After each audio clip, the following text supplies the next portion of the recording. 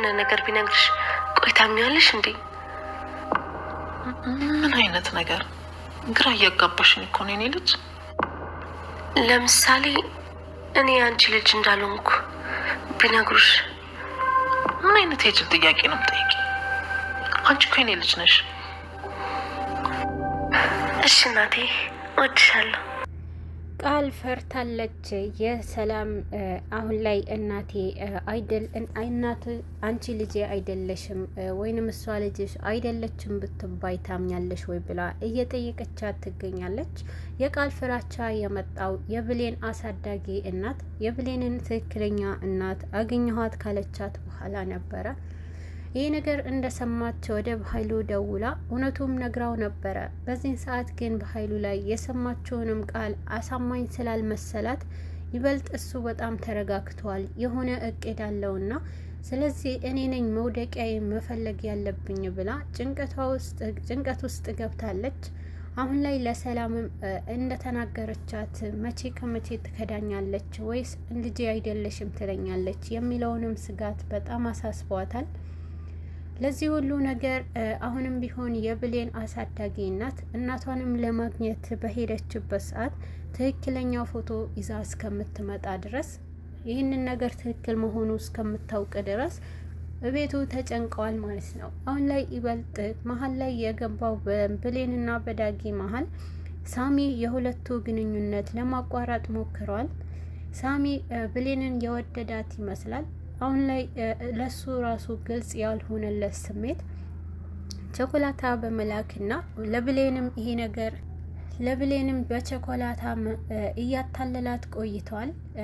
ለብሌን የሰጣትንም ቸኮላታ ብሌንም አሁን ላይ ይሄ ነገር የህፃን ልጅ በስተት የሰጠኝ ይሆናል በማለት ልትበላውም አልቻለችም ነበረ። ግን ደግሞ በመሀል ስልክ ከደወለላት በኋላ ሳሚ ስሙንም ማንነቱም ሳይነግራት ግን ደግሞ እንደ ቅርቡ እንደሆነችና ውበቷም አድንቆ እንደምትለይ ነግሯታል። በዚህን ሰዓት ብሌን ግራ ተጋብታ ነበርና ይበልጥ ስለ አይኖቿም ውበት እየነገራት ቆይተዋል።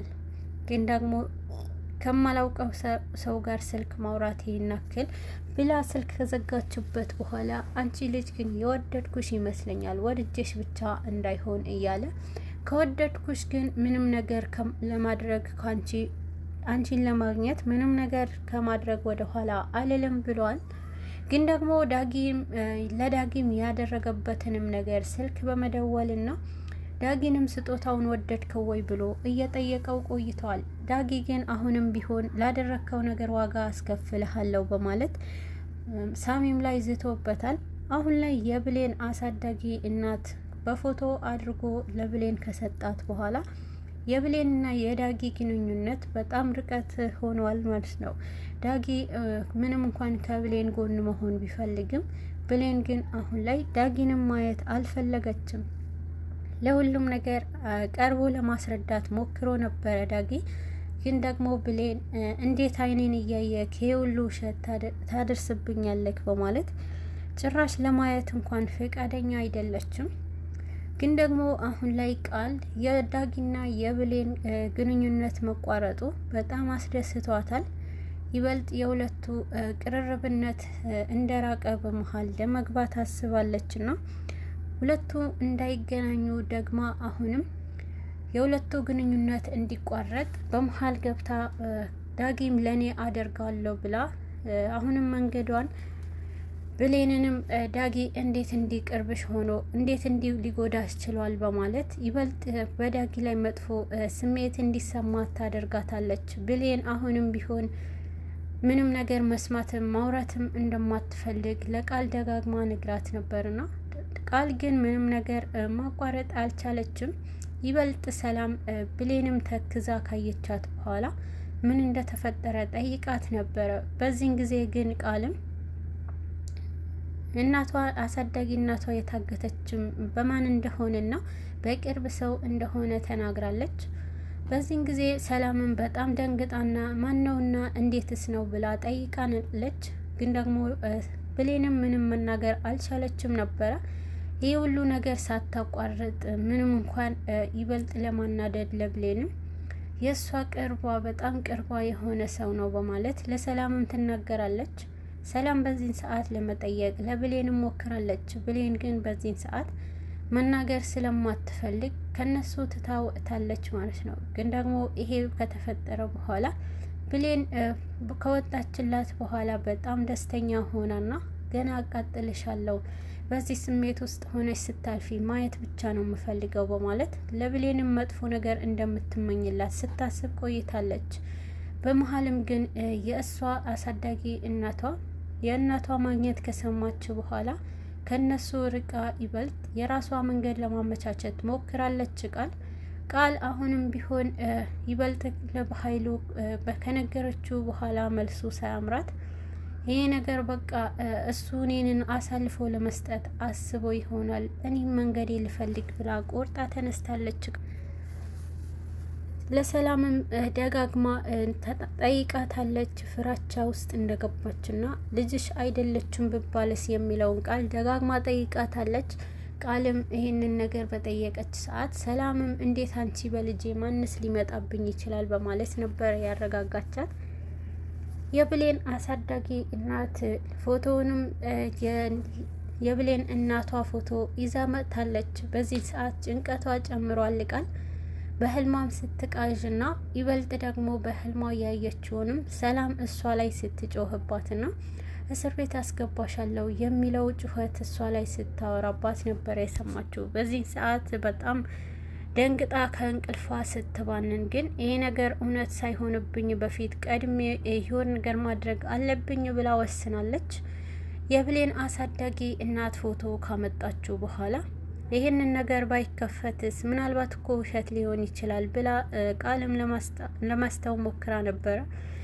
ይህንን ነገር ግን ትክክል ነው፣ ምንም ውሸት የለውም በማለት የብሌን አሳዳጊ እናትም እንዲከፈት አድርጋለች ማለት ነው። ግን ደግሞ በዚህን ጊዜ ፎቶ እስኪከፈት ድረስ ጭንቅ ያላትንም ቃል ብሌንም ለመክፈት ፈርታ ነበረ ፎቶንም ለማየት።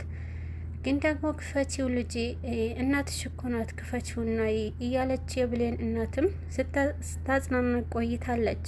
ብሌን ካየችው በኋላ ፎቶውንም በጣም ፈገግ ብላለችና ግን ደግሞ ፎቶ ካየችው በኋላ ልክ እኔን ነው የምትመስለው እያለች ስትቆይ ሰላምም ወደ እሷ ተጠግታና የእናቷ ምን እንደምትመስል አይታታለች። ሰላምም በጣም ደስተኛ ሆናለች። እውነትም ልክ አንቺ ነው የምትመስለው እያለች ነበርና ይሄ ነገር ሰላም እንደዛ ካለች በኋላ ቃልም ትንሽ ተረጋግታ ነበረ። ይበልጥ ግን እሷም የተረጋጋችው በአይኗ እስክታይ ድረስ ደግሞ ጭንቅ ብሏት ነበርና በአይኗ ካየችው በኋላ ትክክለኛ ፎቶ እንዳልሆነ በጣም ደስተኛ የሆነች ቆይታለች። በመሀል ግን በኃይሉንም መጠየቅና በኃይሉ ይሄ ነገር ያደርጋል ብላ ስላላሰበች ስልክ በመደወልና በጣም አስገርመኸኛልና እንዴት እኔን ሳታማክረኝ እንዲያደርግሃል? እኔ እኮ ጨንቆኝ ነበረ እያለችው ነበረ።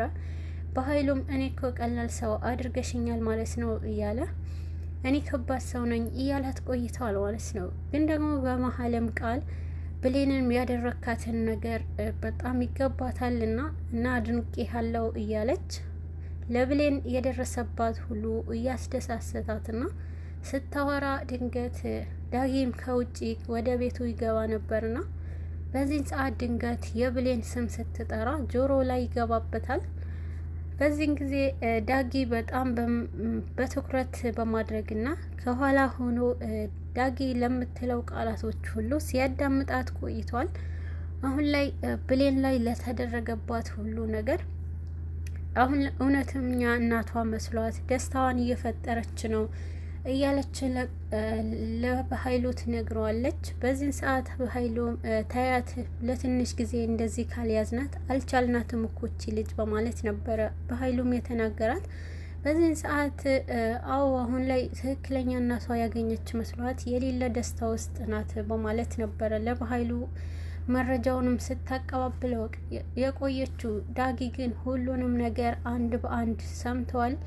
አሁን ላይ የዳጊ ውሳኔ ቃልንም ፊት ለፊት እንዳያት እውነቱን ይናገራል ነው ወይስ የሚለውን ነው አብረን የምናይ ይሆናል ማለት ነው። ግን አሁን ላይ ቃል ሁሉንም ነገር ዳጊ እቅዶቿ ሁሉ የክፋቷ ጥግ ደርሶበታል ማለት ነው።